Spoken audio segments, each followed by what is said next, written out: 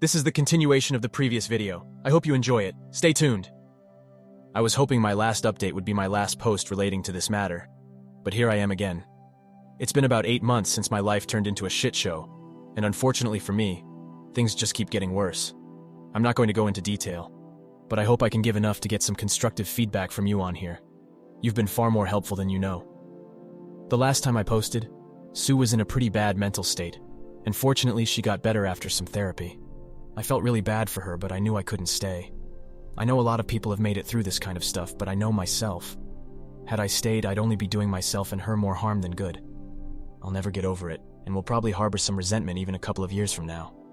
We agreed to divorce, but she wanted us to remain in contact even if it was just minimal. The divorce process was pretty smooth, and we got divorced about a month ago. I moved to the West Coast to start anew, and things were finally starting to look good for me. But then, I got a phone call about Sue again from her sister. And long story short, Sue suffered from a stroke. She is almost completely immobile on the left side of her body and can barely speak. I can't even put into words how freaking devastating that was to hear, let alone how crushed I felt when I went to visit her. She looked nothing like the person I knew, and she'd always cry when she saw me. One of the worst parts about all this is, I can't help but feel like it's my fault this happened to her. People tell me it isn't, but I feel like it is. Even though her closest family says it's not my fault, I can sense some hostility from them whenever I speak to them. Her aunt cussed me out in front of everyone when she saw me, and they were all silent. They just asked me to leave it alone and get on with my life.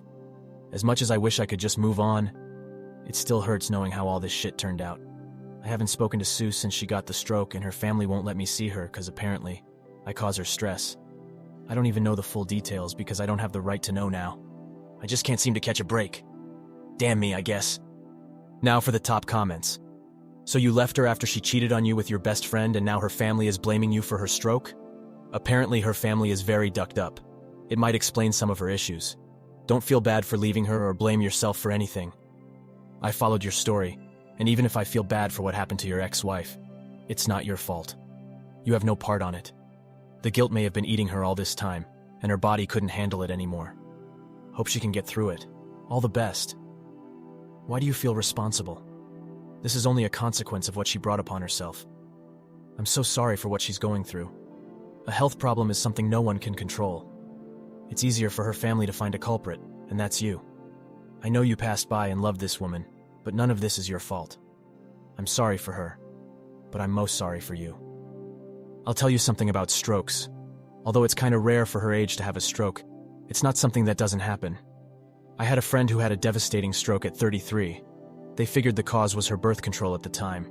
She's since made a whole recovery. I myself, female, 38, am genetically programmed to probably die young from a stroke. It runs in my family.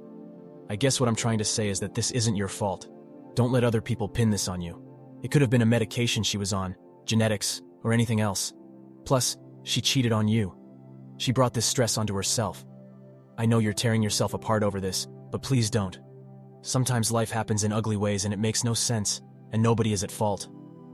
Her stroke is not your fault. It is likely a result of her overdose and not taking care of herself afterwards. I would put more blame on her family for not taking care of her better.